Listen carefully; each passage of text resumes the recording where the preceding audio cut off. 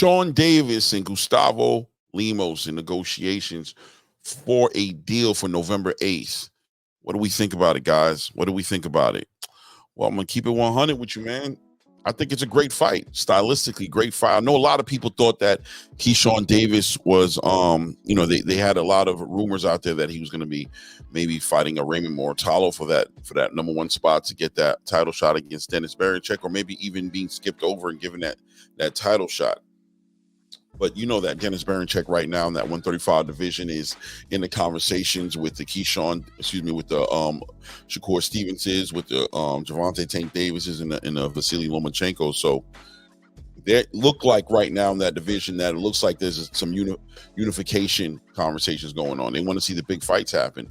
It's got to be difficult to get in that conversation, and unification title fights are always going to supersede mandatories, and in all argument's sake, Raymond Mortala is the mandatory, or the number one, has the number one spot in the WBO rankings. So Keyshawn Davis has to take the next best thing, right? And the next best thing is to get into a fight that's going to really showcase his talent.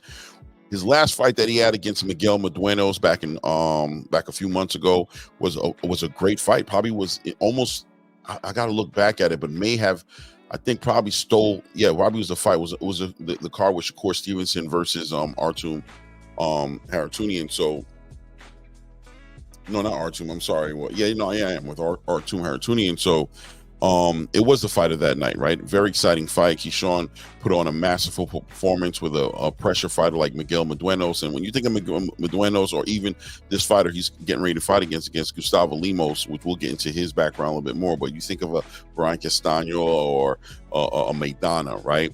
Style fighter coming forward, a lot of pressure. But really stylistically a fight that's right up Keyshawn Davis's aisle.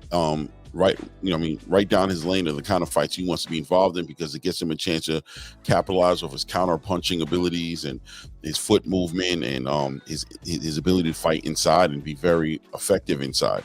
So this really gives him another opportunity to have a great showcase. This one going to be in Scope Arena in Norfolk, Virginia. That's Keyshawn Davis's hometown. So that's a hometown fight for him. I'm sure they'll have him headlining that card on a Friday night.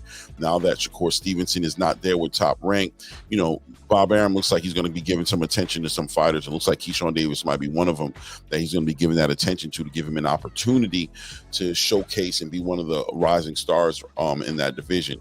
Now, Keyshawn's only sitting at like 11 wins and like 7 knockouts, but he has that Olympian background, so they're moving him pretty quickly through the through the rankings and trying to keep him busy. Stylistically, a great fight with Gustavo Lemos, right? Gustavo Lemos, if you guys don't remember him, back in February had that headliner against Richard Hitchinson, right? A very debated fight. A lot of people feel like he won that fight. But regardless, even if he didn't win it, super competitive fight. And he has that come forward, like I said, Brian Castano, Marcus Maidana, what I'm saying, kind of approach to the fight. So it just presents a lot of opportunities for Keyshawn Davis to showcase.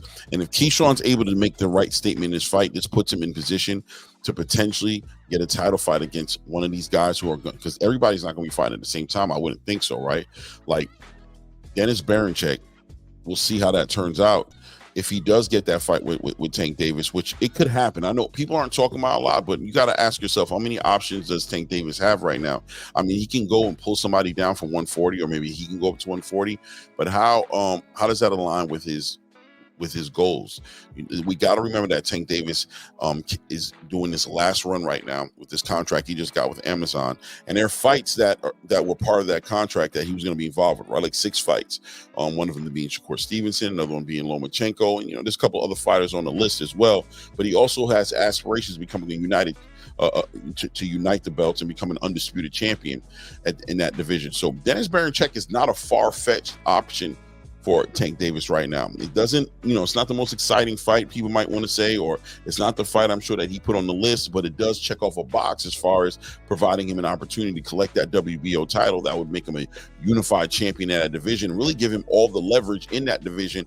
He already has the leverage, right? Because he's already a face of boxing, but collecting that belt and becoming a unified champion, holding the WBO title and the WBA title simultaneously, gives him ultimate reign over the division and just makes him that much more, gives him that much more leverage at the table when it comes time to negotiate these other fights. So let's see what Tank does if he goes outside of the division, tries to pull somebody from 140. Maybe he leaves and goes to 140, or if he tries to work inside the division and take the next best thing, which I think it's arguably Dennis Berinchyk holding that WBO title. But for argument's sake, if he doesn't take that opportunity, goes in a different direction, well, now naturally it's going to be one of three people, right? One of three people in that division that's going to get the opportunity. It's either going to be William Zepeda, who from my understanding is supposed to be scouting and heading out on October 12th to go look at Shakur Stevenson fight against Joe Cordini to get a shot at either one of those guys because of the WBC title that's going to be floating in the air over there.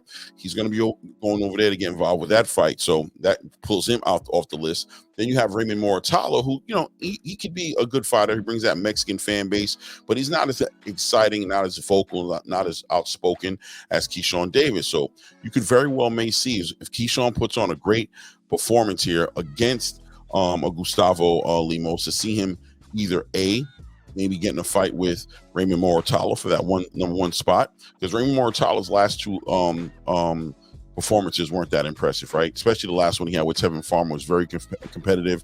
A lot of people thought that Tevin Farmer won that fight, right? I'm not going to give you my opinion on it, but I'm just going to say just consensus is across the board that a lot of people thought that Tevin Farmer won the fight. But, you know, in its own right, a lot of people thought that Raymond Moratalo could have won that fight as well. But Keyshawn coming off that great fight he just had, right? I could see realistically potentially maybe Keyshawn fighting a Raymond Moratalo just for an opportunity to get at a Dennis Berinchyk, or maybe even skipping the line from Bob Arum's point of view for a fight that's more must see, more exciting, by putting Keyshawn Davis in that place and giving him an opportunity to get a title shot. Because once Keyshawn gets that title, well, what happens then? Now he's in the conversation with Shakur Stevenson, right? He's in the conversation with Tank Davis and Lomachenko, and that's an exciting fight. Keyshawn, at a minimum, is a great dancing partner, right? Now let's see what Dennis Berinchyk has scheduled here. I think he has a fight coming up as well that they were talking about putting him in. He's not on his schedule right now. His last fight being against Emmanuel Navarrete with that upset, obviously, which is what put him in position to become a WBO title holder.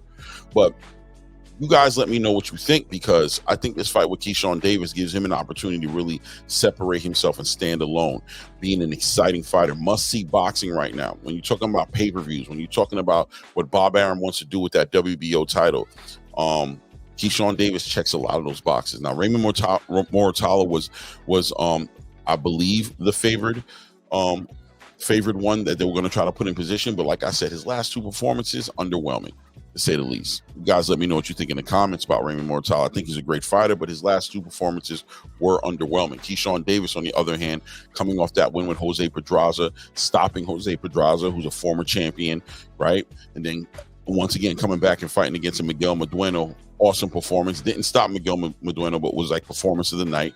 And now getting an opportunity to go into his third fight of the year to go ahead and fight against Gustavo Lemos, who, you know, we see how he fights when he fought Richard Higginson, a very exciting, forward-coming Argentinian style boxer, right? So that puts there's a big opportunity in front of Keyshawn Davis to have another performance like that this year. I wouldn't be shocked to see Bob Arum want to move him up even more and put him in position, because Keyshawn's the kind of fighter that if he gets a belt, you know, he can keep the belt, right? He can hold on to the belt. He has that background, he has that pedigree, and he has that must-see boxing. So let's see how his community treats him in Virginia. Let's see how the performance comes out, and then that'll probably put more perspective on what his next moves are going to be behind that. But Keyshawn Davis, Gustavo Lemos, November 8th. What do you guys think? Let me know, right? What does that put? What kind of perspective does that put on the division at that point? If he's able to hold the belt, that could change a lot of things, right? Let me know in the comments what you think. It's your boy Rain. Check us out tomorrow night, Monday night. We will be going live, and you know how we carry it. Look out for me on Tuesdays, Wednesdays, and Thursdays as I'm a host with, or, you know, guest hosts with Blue Blood. Usually about 3:30 till about 7 or so. We break down all the latest and greatest, right? It's going on in the space. Let me know what you think in the comments. Remember to like, comment, subscribe, hit your bell icon so you get alerts when all this content is dropping. And on that note, we out.